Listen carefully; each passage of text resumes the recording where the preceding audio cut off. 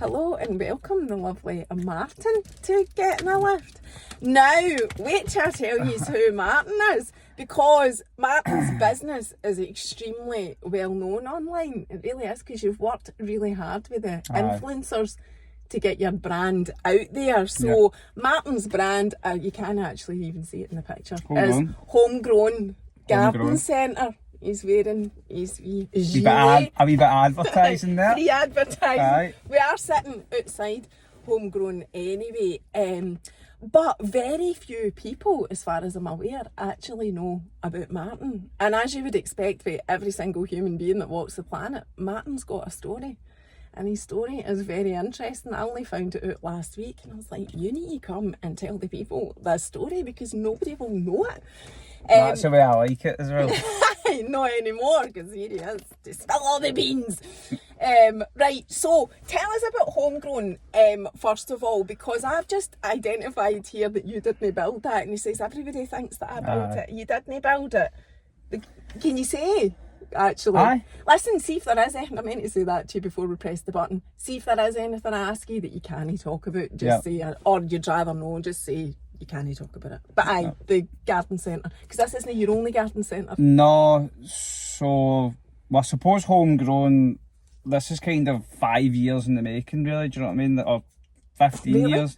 Aye, because from the beginning. Aye, from the beginning. If you think about it, you know what I mean. I worked in garden centres for years, and then I opened a small garden centre. I've got the online business.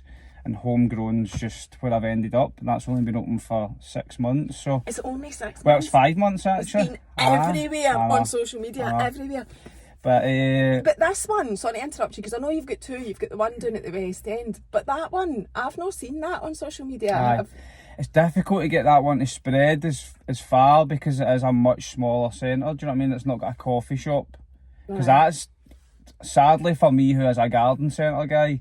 The coffee shop kind of drives a garden centre now. Keeps you ticking over, doesn't it? But like that's the thing that draws people to your place, and then when they're there, they'll look at all the other wee bits and bobs. Oh, right, okay. Well, I didn't know that about the... So, the West End doesn't have a coffee shop, so she try to get traction down there, it's quite difficult. I see. You can't really... There's not really anywhere for the influencers to go then. No, exactly. I was just looking Unless at plants. Like plants you're knackered. I do like plants, but I know they don't all. Where is it in the West End? Is it just off the top? Is it the top of Byers Road? No, it's do you know the West of Scotland Cricket Club? No, why would I know that, man? You look like a cricketer. This is the thing about that. You think he's that type of person, and he's not. Wait till you hear about him. The West of Scotland Cricket Club. Listen, I've never played cricket. I don't have no interest in cricket. It's no my thing at all. I've ended up in a golf course here for Homegrown. I've no interest in golf here, but it's the West of Scotland Cricket Club, which sits in between Partick and Hindland. Right, okay. So it's an old run-down cricket club, right? You can imagine they get about 10 folk go to the games. It's like kind of on its arse. It's not really big in Scotland, is it? No, it's not. Anyway. And I was just looking to get a wee garden centre on the West End, so I just went round all the sort of local bowling clubs, cricket clubs, whatever, all the different wee bits and bobs in the West End, and just asked if they would rent me some space, and that was it? They're the ones that gave us it, aye. How long's that one been there then? 4.5 years. Right, and we're only 6 months here. Yep. And you've really stumbled across a wee cracker of a spot, because, like I say, I thought you had built it. Aye. So then how did you discover this? So this was... So rewinding back, I had my online plant business, which used to be based in Cardeth, which was just out past Mulgai. And a wee... you love Mulgai? Yeah. You love Mulgai as much as me. And that was a wee fishery, which was out past Mulgai. And it was a tiny bit of space I had in the corner and stuff, but that kind of boomed during lockdown, and I outgrew that space massively, like within a year or something like that. So I was looking for a wee bit of ground somewhere else to move that business to, and I came across the greenkeeper shed and stuff there. Which so that's yours as well, isn't it? Well, in the greenhouse, which I built, and then all the space in front of that. So I was speaking to the house builder that owns all this land, to see if I could rent that bit of space to begin with. But as I was doing that, I could obviously see the clubhouse sitting there, like, just run down. It was all boarded up. It was nothing but problems for the landlord, because it was getting broken into and flooded and all that kind of thing. Mm-hmm. So what was this? What was the I was question asking again? how you discovered it. So you just Aye. ask them. Aye, I just approached Springfield Homes, who own all the land, and You converted the clubhouse. I see you've got Converted it. Michael's alarm system there as well. Michael. Aye, that's the guy, MJ Alarms. Is that no MJ Alarms you've got? No, it's Volt. It's my mate is it? Martin the cat. I thought I was getting Another another little plug. guy boy. Right, we need to go on to this story now. Right, that's plenty about the business. But you've done really well, that's the point. But that's actually part of the story. So, Martin's a recovering addict. Aye. I was waiting to see what I was thinking, is that the right thing to say there? Drug addict. Mm-hmm. Aye. And so your business has only really been flourishing, which Aye. is quite an appropriate word, for what did you say there? 5 years. 5 years, aye. 5 years, And aye. you're 30. 38. Aye, 38. So you're very much a story of it's never too late as Definitely, well. aye. I was thinking that before I came. Right, so let's take it right back to when everything went a bit Wrong. Well, so I had a really good job at working for Calder's Garden Centres, which was great. as a young boy. From when I was 17 to when I was 27. And I kind of worked my way up. And they were sound, they were good people to work for. I was a plant buyer on the end and stuff, and then I just went mental and just went AWOL. I mean, I was always mental, see when I drunk, I was drinking, which usually led to taking drugs for me. I would, go out on a Friday night, but I could always, usually, more often than not, stop, but it was like a Saturday night, do you know what I mean? Like 24 hours, no sleep on it was standard, kind of, for me. Just a bit of a mad bit. Always taking it too far. Always, everything I take too far. That's me, you know what I mean? Like, running, fitness, sweeties. We were talking about sweeties last week. That's my Everything problem I as take well. too far.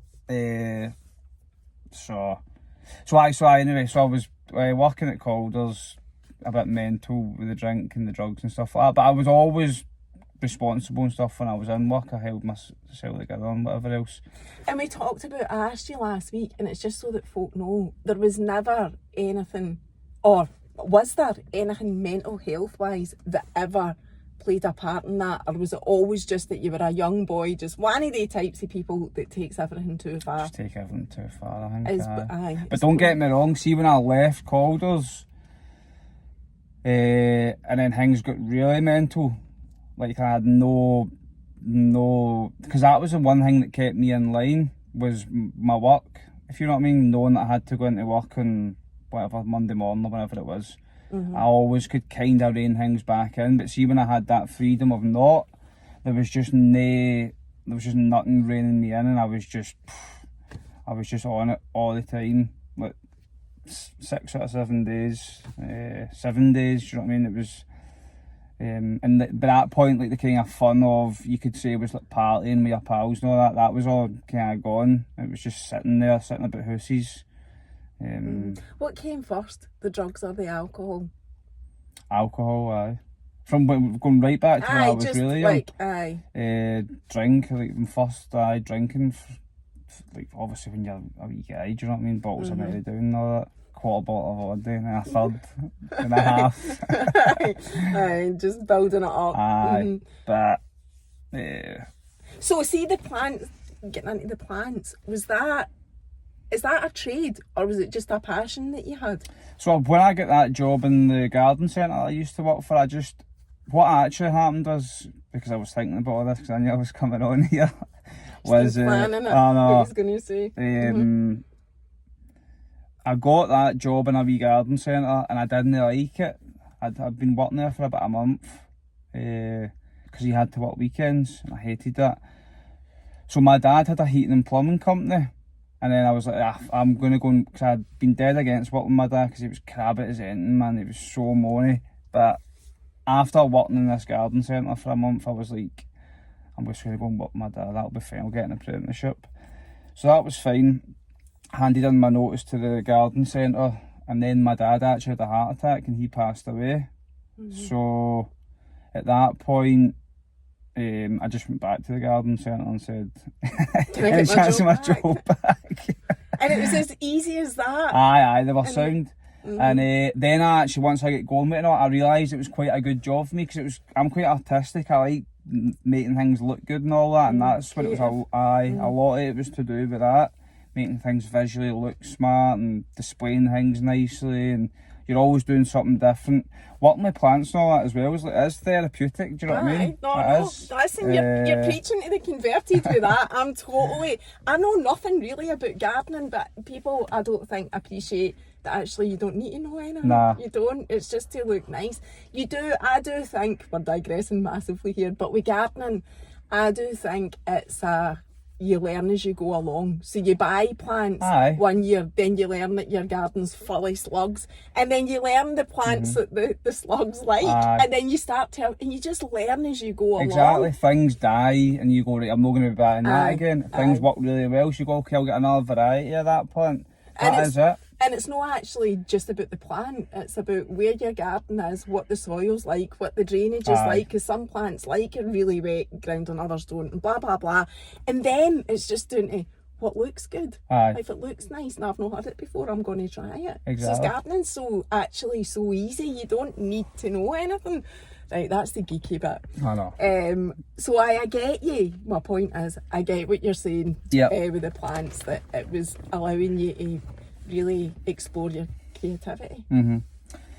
Then I just kind of was working away. And what was the question again? What was just going back to, is it a trade? I'd asked you No, that. it's not a trade really. I did go to college at one point to do horticulture, but I went for about a year or something, and I don't know, it wasn't really for me. It wasn't even that. It was more geared towards greenkeepers and all that. So it was like you learn loads about grass, and I didn't need to know any of that stuff working in a garden centre. Do you know what I mean?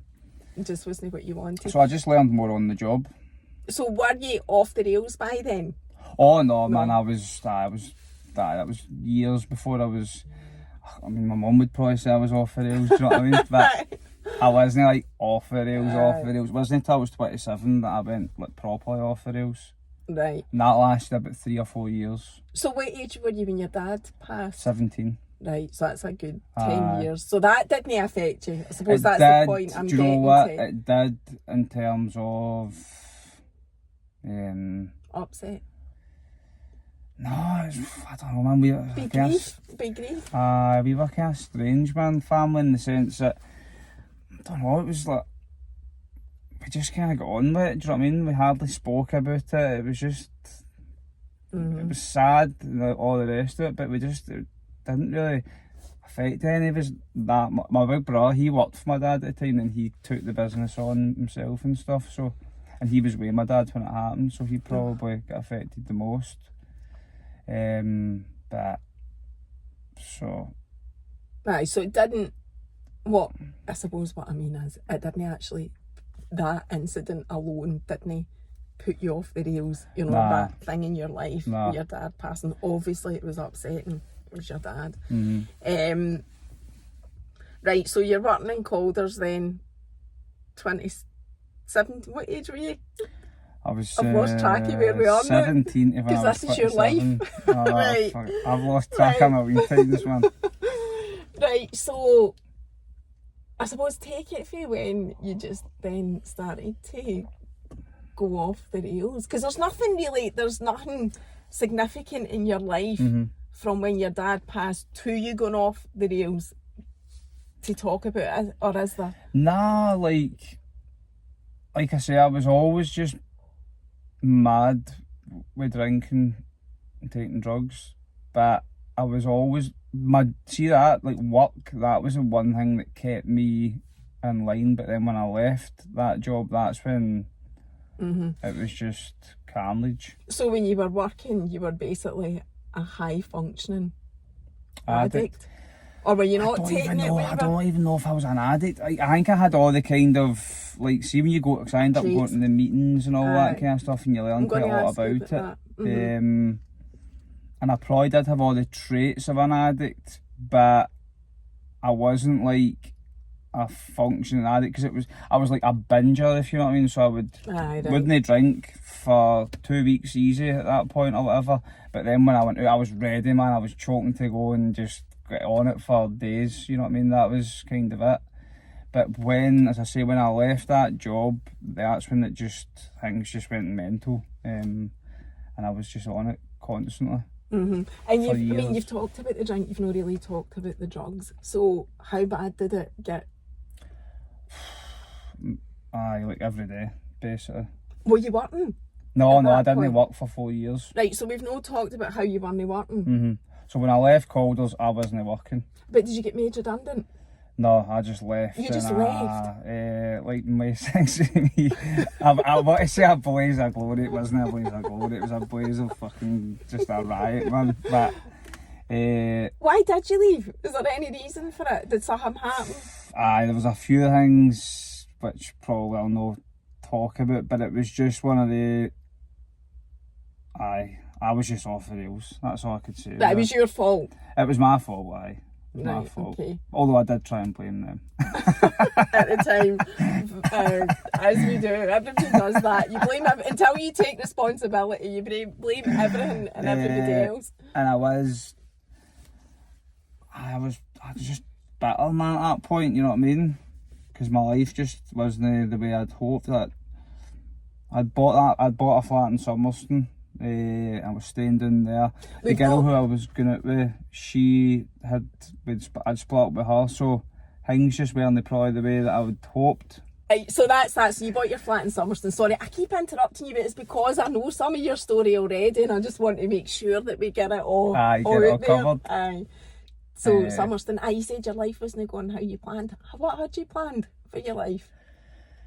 Probably, well, see, at that point in my life, probably too much emphasis was on money and like earning money, and like having stuff to show. Do you know what I mean? Material stuff. And things. My wee flat in Summerston, that wasn't the house that I wanted. I'd split up with the girl I was seeing. Just things weren't quite right. I didn't feel like I was doing well enough in my job, like or getting paid well enough. Do you know what I mean? So there was a bit of dis-ease with all that, and that's how I ultimately. It's not how I left, but it was all contributing factors to how I left. So you left your job, and then you really went tits up. Tits up, big time, Tits right, up. so tell us about that then, how bad it was, what you did. Get into the nitty-gritty, spill the beans. I'll keep it. It was wild. I mean, it was. Have you ever heard of psychosis? Aye. Like paranoia? Aye. Like I had deep psychosis back then. If you like, obviously, because you were going on it for so long at a time, and then you weren't really coming. Like, let's be honest, when I really think of it, I was on it like 90% of the time, for years. Psychosis, like I was hearing things, I was seeing things. Like right towards the end, I was running away in a field. There was helicopters chasing me and my pal and all that. I was ready to fling myself in the canal, like not to just to hit, because I was thinking I'll hide for this helicopter that wasn't there. It was wild. It was absolutely wild. And I just remember, I mean, there was millions of stuff like that. Do you know what I mean? There was so much stuff like that. At that point, I was about £30,000 in debt to the street. Oh my God. Aye. What were you taking? Well, coke, just sort of all that stuff. Coke, mainly anything basically. to get you. Aye. Knowing your mainly life. like all kind of uppers, really. Yeah. So I had that, plus I had obviously my flat in Summerston, which I hadn't paid the mortgage on for months. I don't even know how long at that point. Like, I was probably about 10 or 15, maybe 20 grand worth of debt to like other stuff. So I was like 40 grand in debt at this point. I was jumping about like a tramp, man. I hadn't ever bought myself in since I'd left that job. I was just, I was rooked, do you know what I mean? But I was still trying to keep up a show of I was doing great. Stick thin, man. Like loads of people were commenting just on the condition of me, you know what I mean? My mum was worried sick. She was terrified for me. Because every time, she just was convinced I was going to die, that was it. She was coming into that flat just expecting me to be dead all the time. That's awful. Constantly. So what was the thing that, what changed? just, well, there was like loads of things happened. When I'd end up back staying at my mum's, I was sleeping up in her she'd a wee loft up the stairs, but it wasn't like, it just had some floorboards and it had all the shite of the day, all the storage, you know what I mean? But there was a wee fold-down bed, and that's where I was sleeping at the time, and my brothers were down the stairs, and they were just all going about their business, and I just felt pure ashamed. Like couldn't go down the stairs and even just look at them, do you know what I mean? Because of where I was at in life, I just felt deep shame. So there was that. There was, obviously, I told you I'd been attacked and all that, and slashed, and just, there was that had happened. Obviously the amount of debt I was in. How did you get from your flat to your mum's? What happened? What was the thing that happened? Or did you just go one day? No, it was my brothers and my mum that basically came and sort of dragged me back to the house. But I was like fighting it all along, if you know what I mean. I was like going back to my flat. But somewhere deep inside I kind of wanted to go back to my mum's, but see, just to try and get a bit of normality back in my life, you know what I mean? And that was really how I ended up back there. So you must have made a decision at a point, right? I'm going to stay at my mum's, I'm going to sell my flat. Or did you? Did you sell the flat? No, I managed to keep it. Have you still got it? Sold it last year for the money for that. My God. I know. But what was I going to say? Somewhere along the line here, I should have probably mentioned, so see when I had left that job and stuff and things weren't going right, I knew somebody who had started going to AA meetings, and he'd been mad with it for years, and then all of a sudden he was sober. I'm like, man, that's fucking, how's he managing that? And he was pure happy. And you So how's he happy, man, and sober? What's happening? So he took me to an AA meeting, which it was good. It was, in honesty, I didn't actually really enjoy it. It was quite a lot of old folk in that. So I didn't really go back to that. And then, in fact, I think I got a sponsor actually when I was going there, because you get a sponsor and all that. Yeah, I thought that's how it works. You do need to be. But at that point, I was going to meet my sponsor, and he was looking at me and all that. He's going like, "You've been taking stuff last night, didn't you?" And I'm like, no. But I had been. I was just pure lying to him. But he could see it in my eyes, because he used to always just look at my eyes as soon as I get into his house to go and do the wee bookwork and all that. I just lied straight to his face. So I wasn't ready at that point. That's the thing. So that was your first experience? Aye, that was I wasn't ready for that. But somewhere along the line, I was chatting to, because I tell you, see, when I wasn't working for all the years, I did try and start a couple of wee businesses up. I had a cash for clothes shop. Did you? I didn't know the whole road, aye. But it was shut all the time because I was just posted nothing, do you know what I mean? But anyway, so somebody who I knew had come in to see me in that shop one day, and I was chatting about him, and I was probably saying I need to get to the meetings and all that, but I didn't probably like it, and he went, "You should try CA." He he's like, there's loads of birds and it's like a purely young crowd. I was like, oh, sound. But What's CA? Cocaine Anonymous. All right.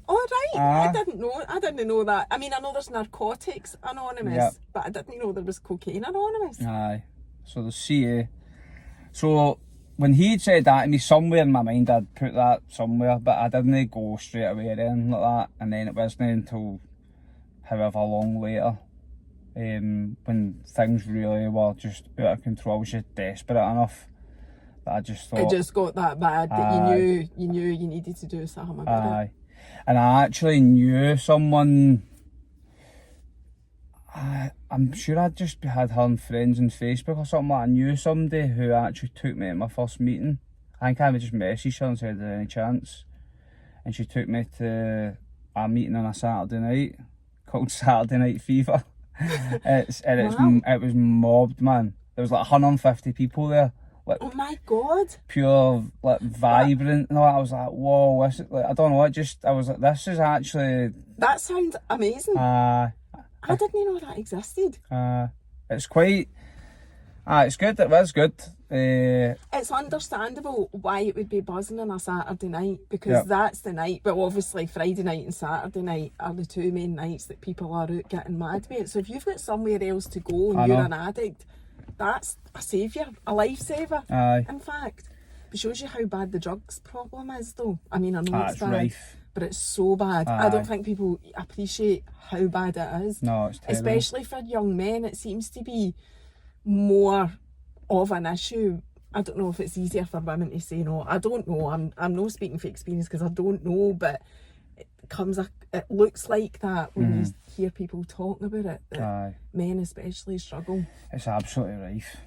It's everywhere. I mean, I'm way out of the circles of all that now, do you know what I mean? I'm like 10 years away from all that, and I mean, see when I'm out with Stephanie or something like that, if we're in a pub, I can just see everything that's going on, if you know what I mean. Apparently, another guy was telling me, it was a coke addict as well, that you cannot go into a pub now and no get offered it. Aye. That's him. That was his experience. It's Aye. just in every single pub. It will be, aye, I'm sure.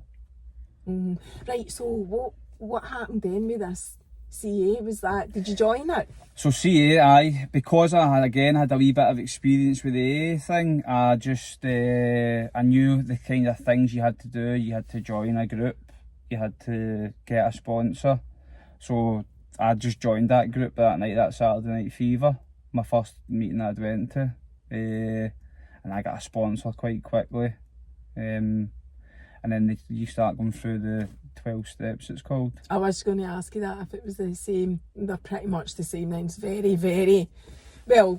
The CA one's based on the Alcoholics Anonymous book, Yeah, so it'll be the exact same process that a alcoholic would go through. I do really like the 12 steps. It's You can brilliant, Google man. it. You don't need to go to Anonymous, Alcoholics Anonymous, Cocaine Anonymous, whatever, to follow it if you wanted to follow it yourself. You know, Aye. if you were in a really, like I have used it. Aye.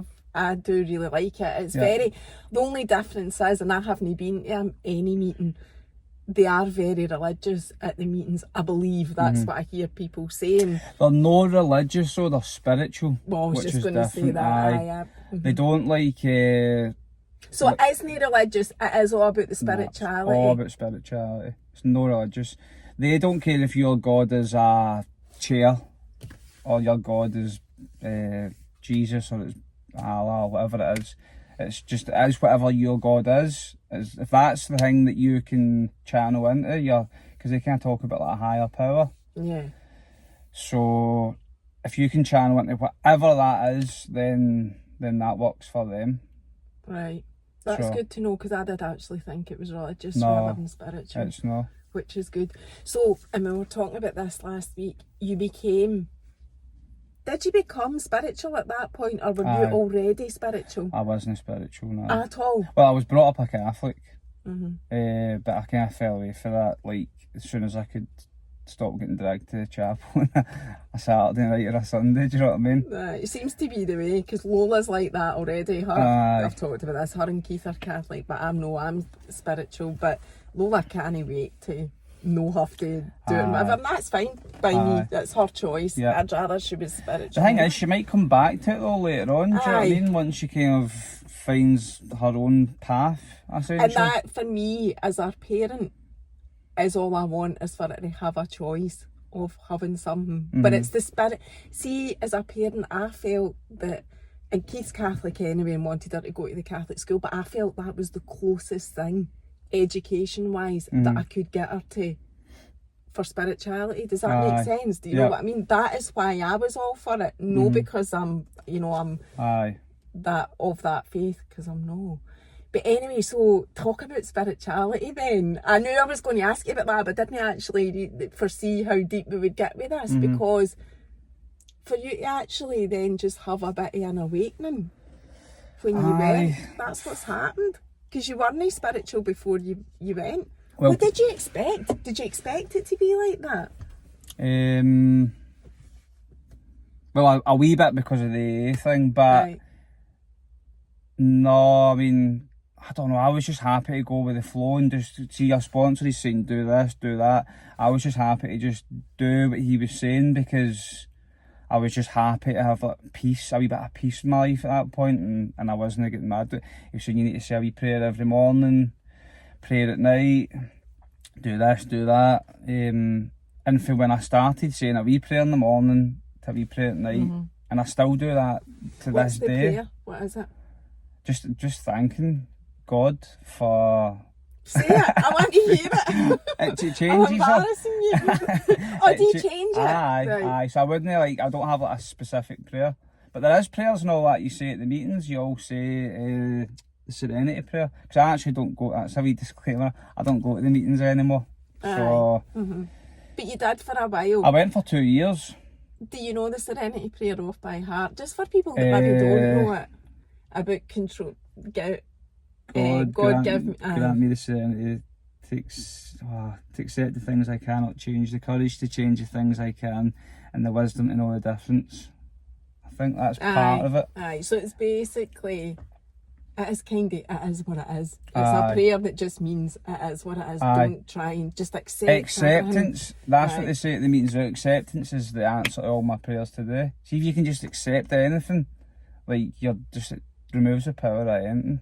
So if you can accept whatever the situation is, it does help a lot, but it's difficult when the shit hits the fan. Do you know what I mean? But it's really important for whatever reason, a lot of us seem to grow up with a lot of self-hate, and being able to accept everything about yourself is a massive factor in being able to do anything in life, I think. I've always said, see, all this, my business, that's just me trying to like justify myself to the world, basically. Really? That's quite a big thing to say. Like, prove yourself. Is that what you're trying to do? So do you not accept yourself yet? I do accept. I'm a lot better than I used to be. See, when I was younger, I probably did hate myself. I would go as far as probably say that, to be honest. But I think that's like when you really go deep down inside myself and like think about what all this is about. That's probably what it is. That really. You're still proving yourself. Still trying to prove, And so you used the words there, trying. Do you not feel like you've proved yourself yet? No. My God. So no, definitely not. And everything you know about spirituality, like, do you ever think to yourself, oh, hold on, Martin, this is okay what I've got? No, I do, but see, that's my biggest... It's a great thing for me because it's a driving force, but it's also a pain in the arse because I can never just be content. I'm always... whatever, do you know what I mean? Somebody goes, oh, this place, like, talking about homegrown, oh, it's nice.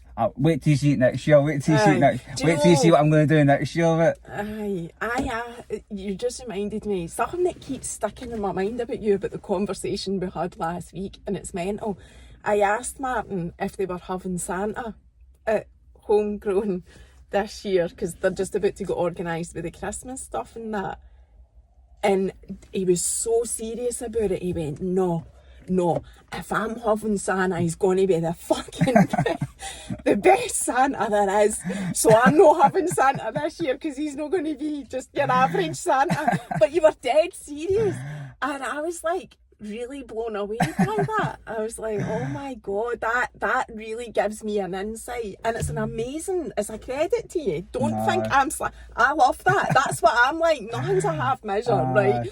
I love that that's how you feel about Santa, and it gave me a massive insight to you. And that second that you said that, I was like, oh wow, you're just like, you're just same as me. You're no doing it if it's a half measure. You're no doing it. It's all or nothing. It's all with or everything. nothing. Aye. But I've running this morning.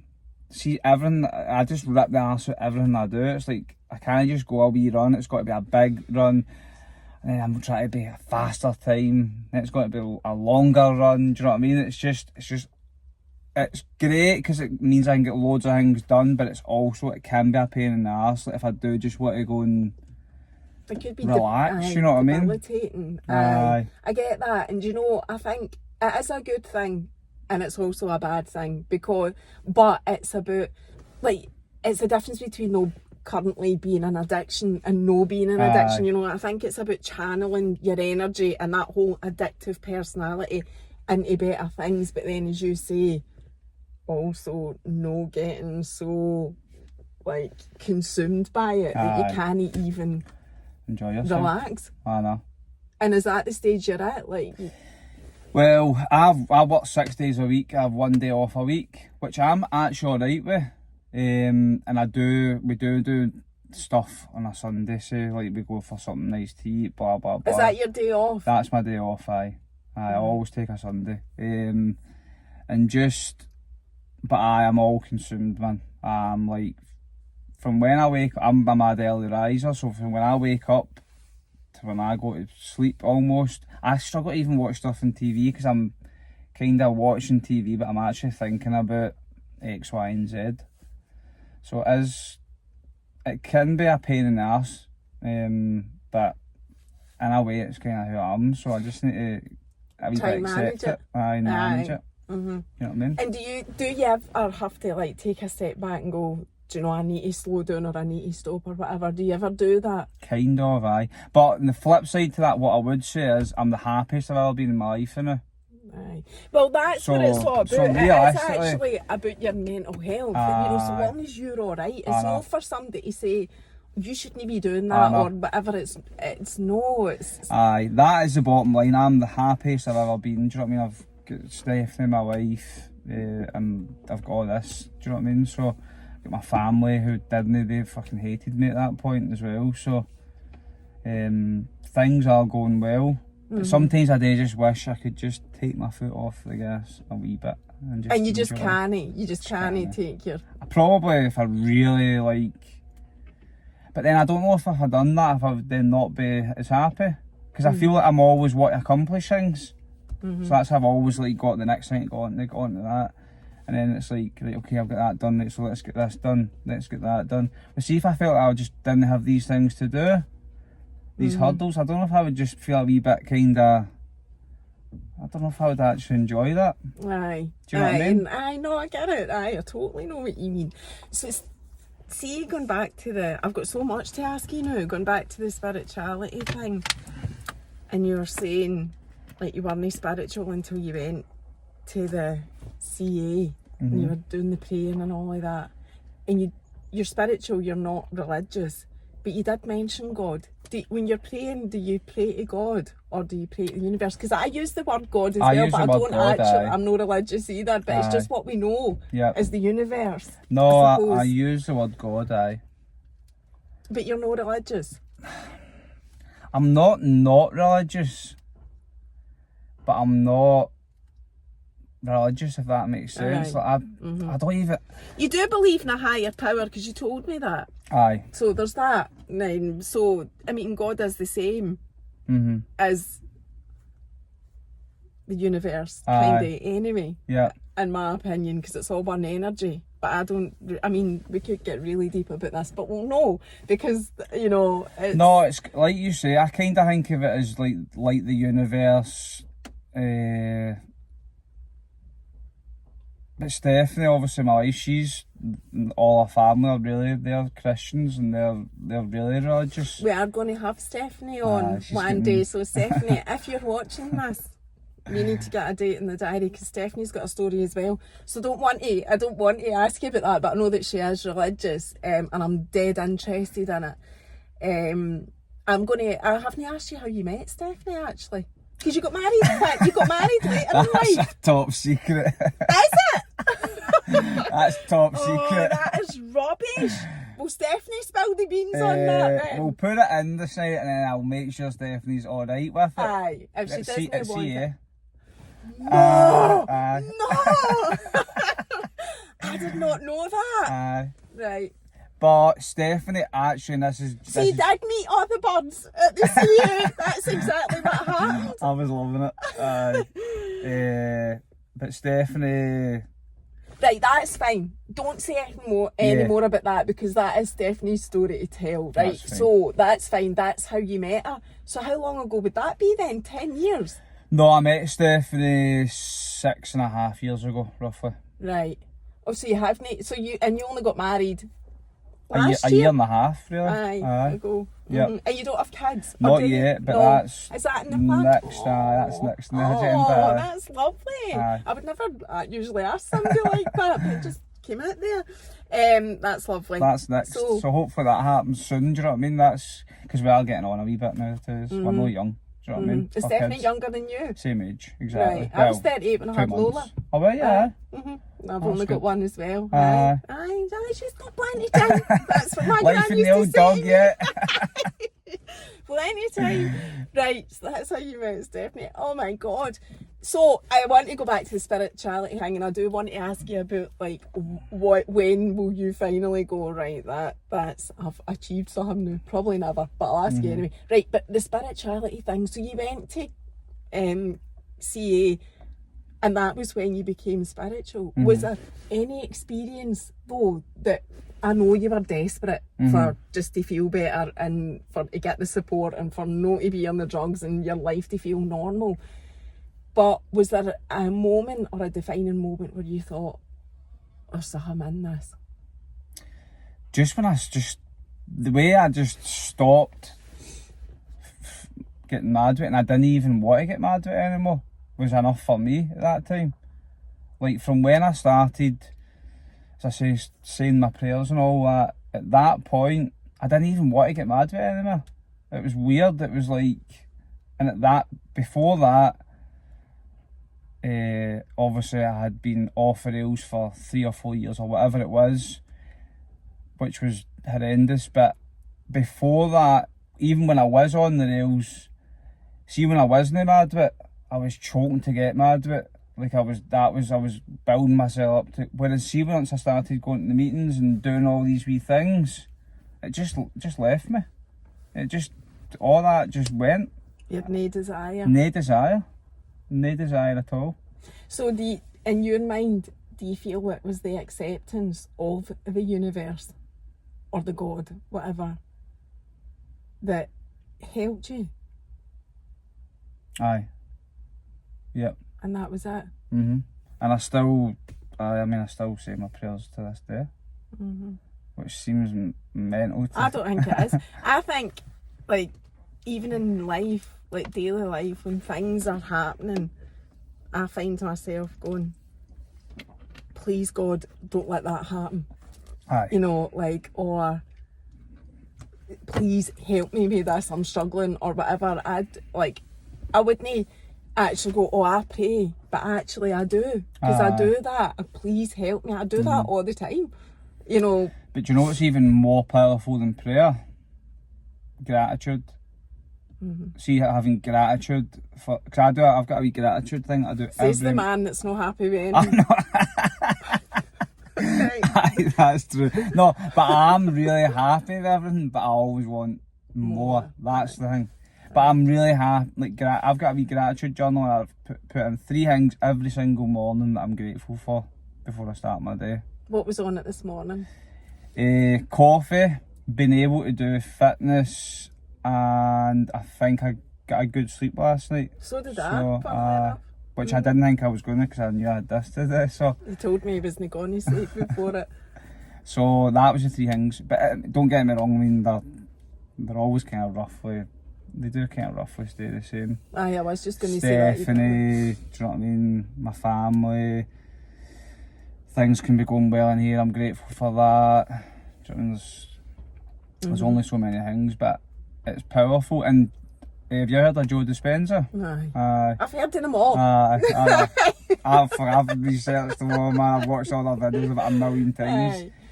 He talks about when you're doing your gratitude, you actually need to like actually feel it, aye. Because there's no point in just writing it, because I'd done all that, and then I started actually try to, like, after I wrote it, sit and actually feel it.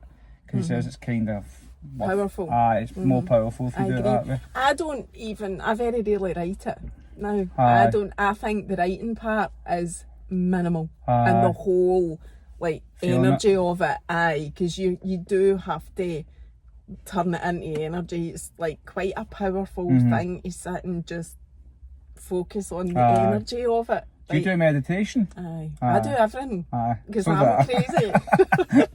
So, aye. What kind of meditation? I do, like, that's another thing. Meditation, I feel, is people don't really, it sounds like I'm being condescending, so I'm trying to say it in a way. I think it's a shame that meditation is given a bigger label than it actually is. Yeah. Like, in instructions, you know, if you were to Google it, meditation is sitting, you know, and it's no that. It's not. Meditation is any quiet moment that you can take your mind elsewhere and shut everything out. It could be, and see, even daydreaming. Yeah. It's a form of meditation. Like driving along the road and going, shit, I've missed my turning. That's actually good. Good you've missed your turning, because do you know why? You've been somewhere else that is much more powerful and better than where you are right now. And that's not to say where you are right now is a crap life. That's not what I mean. It's just that being able to engage with or get into that energy of somewhere else is extremely powerful. So anything is, I can be meditating anytime, really. Driving is probably quite a popular one, but also just sitting on my couch. Telly's never on in my house. I've said that to you as well. I don't watch it. I can't watch the telly.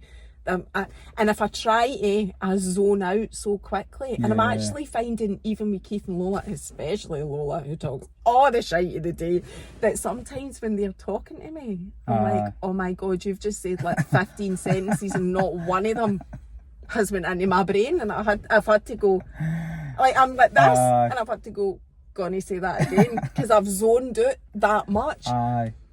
So I do it, like, you know, whilst I will take time to sit and meditate at times, that's not the only time I do it. When do you do it? In the morning. Do you take the time out in Take the the time out in the morning, and do it, and just try and just quieten my mind for 10 minutes. That's how I do it. I went and done a transcendental meditation course. Like, I don't know, probably 4 years ago or something like that. And that's just you're saying a mantra over and over again for 20 minutes. So they give you a wee word that you just say, and then it's just meant to, like, quieten your mind. It was you good. Choose a word, you can do that. It was good, but I kind of fell away from that and just tried to just kind of. But then that's the thing, I'm going to go like that. My meditation's been shite recently, but it's not like a thing, do you know what I mean? That is what I mean. Like, people think it's this big, you've got to sit and do it a certain way and whatever, and it's no like that. Nah. You know, especially if you're a daydreamer as well. People don't talk about that much, because if you say that, it's like perceived to be you're a dafty. I daydream all the time. Visualise. It's visualisation. I'm a visualiser, all the time. Like, I'll probably spend my whole day when I'm not actually engaging with somebody. If I'm on my own, I'm daydreaming. That's what I'm doing. I'm definitely a visualiser, I'm always kind of picturing things before they happen. Aye. Do you ever picture things and they happen and they're quite accurate? Nothing that actually comes to mind, but probably like... Do things happen to you where you go, oh my God, I was thinking about this and it's just happened? Like, you know, you think about Like something. deja vu. Aye. Deja vu happens, aye.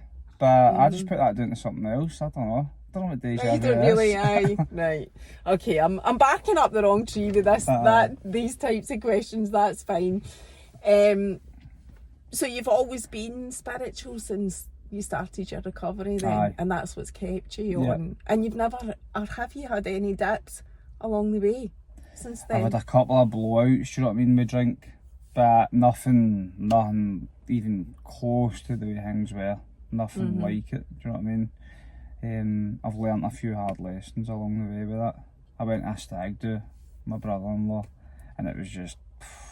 Carnage. Oh, it was horrible. It was aye, I was a riot, do you know what I mean? Would you avoid stuff like that Aye, because there's Just actually wouldn't somebody, Andy, who's one of the chefs in there, he's said if I want to go to his stag do next year, I'm just like, sorry man, it's just no for me anymore, do you know what I mean? I just need to accept that, because I was thinking at that point, so when I went to that stag do, my whole thing in my head was, right, things are different now, do you know what I mean? Like, when you were right off the rails, you didn't have your job, you didn't have Stephanie, all these things, you'll be able to go there and have a good time, and everything will be brand new, and it just wasn't. It was just...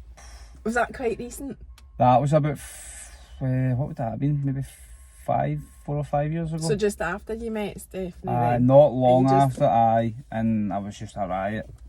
I was just a pure shambles, man. It was... And Big Ian, whose stag do it was, he had to babysit me for the whole... Because I didn't know any of the boys that were there. It was just Ian, he's the only one. There was like 22 boys there. And I was just a shambles. Psychosis again. Paranoid. Oh my God. Aye. And that was just for a weekend? That was just for a weekend, aye. Because it'll just instantly happen to me now. I'll get paranoid. Does it happen when you're not taking anything? No, it only happens when I'm taking So things. now you said to me you're because it is the drugs that you're addicted to, but if you go to any of these anonymous groups, you have to be completely abstaining, and you do still have a glass of wine or whatever because you don't see yourself, or you're not alcohol dependent. So what now then when you have a drink? What happens? Nothing really, like.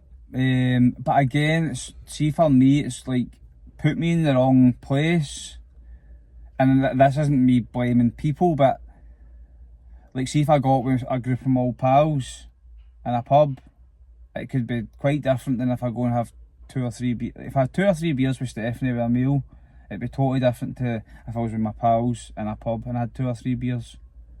Like I would probably be, if I was with them, I'd be ready to go, do you know what I mean? But when I'm with her, it's just like, I want to go home, Aye. pretty much. So do you don't go out with your pals anymore for that reason? No, I pretty much hardly see them anymore, honestly. Well, you're working 6 days a week, so you I don't know, have time for it. but like obviously see when I first started going to the meetings, I kind of cut ties with everybody for... Apart from folk from the meetings, that was it. That was only people who I was going about with for 2 years. It was a year and almost 2 years I was sober. But kind of part of that's part of your recovery as well. You do actually, unfortunately, have to You need to. cut ties. Aye, you do need to. Especially if you're somebody like me who is an introvert.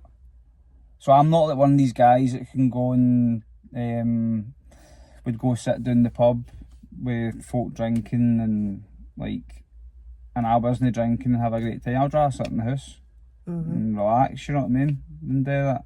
No, I get it. So I needed drink to go and socialise in these places pretty much, and then drink led to everything else. So Did you not worry when you stopped going to the meetings that things I was would... terrified, aye. Why did you stop? It was one of my mates, he was like, Jink, you need to keep going to this. You went for years, didn't you? 2 years, well, aye, basically right. just under 2 years.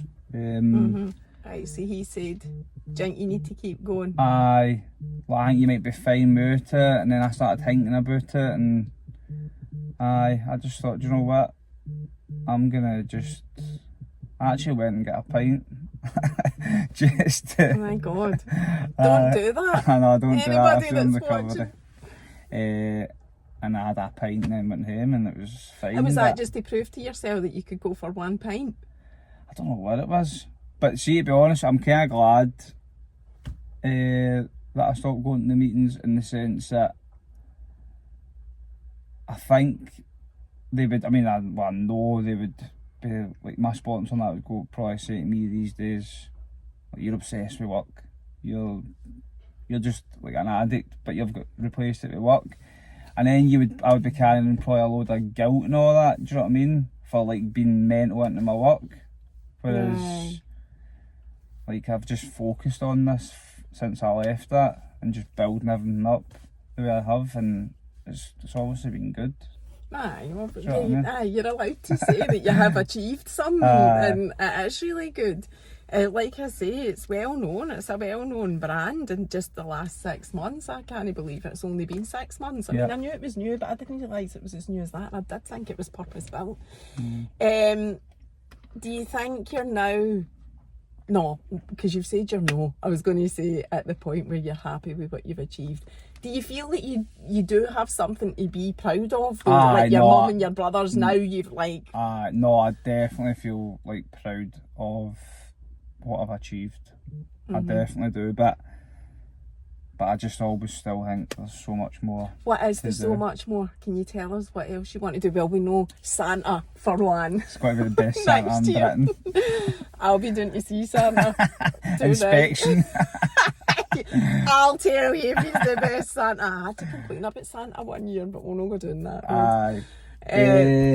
Plans are, the online, I'm just building a big massive storage shed for that. We're going to start bringing stuff in from China for that. Going to do bigger online. Bigger grow online. The online business. Aye. I mean, that is big. That's the biggest part of everything that I've got. It's bigger than Homegrown. It's bigger than the garden centre and the West End and stuff. Yeah, you're online. Aye. You said that was where it all started. I mean, online is where massive. Now, especially post COVID, that is the thing. I mean, I know myself. I've bought much more online than I used to. I can't believe the amount of stuff that I order for Amazon now. Aye. Oh, I haven't used Amazon or never. I'm never off it. I just can't. What I've been saying to people recently is, because something will at some point top Amazon, right? Do you think so? It will, because everything moves in cycles. Like, just that's just the way of the world. But what can be better than ordering something and the next day it turn up to your house? The only one thing that could same day. Well, same day, but Amazon they'll get that, right? But what could be better than that? Is that what you're trying to hinky, Martin, to create it? Is that what you're spending your mind on now? Martin Bezos, is it? I don't know if anything will top that. I don't know. Don't know. Because Amazon really have got it nailed, and they've got their warehouses and places that they're able to do that. You know, their distribution seems to be nailed. But I'm sure Amazon aren't thinking that. They're probably thinking, this isn't good enough. What else can we do? Same as you. Aye. What's next for the... Aye, so next is expand online. And... Well, we're going to be making the coffee shop bigger. There's a wasp for your If anybody hasn't been, just as well, I'm not afraid of the wasps. This is their season.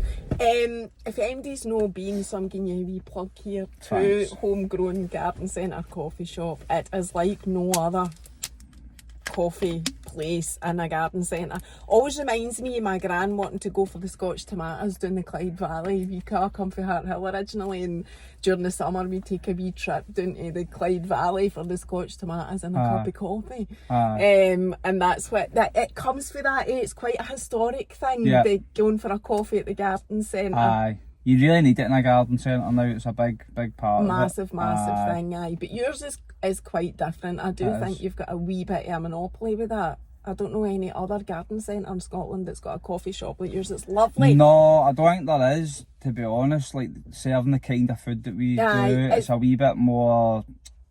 It's a wee bit more. It's a bit like going to these wee places in the West End or the South Side. It's one of those wee coffee shops where you can get your avocado and sourdough bread and everything. That was really one of my kind of remits that I set the chef, was like I want it to be like a coffee shop in the West End, but here.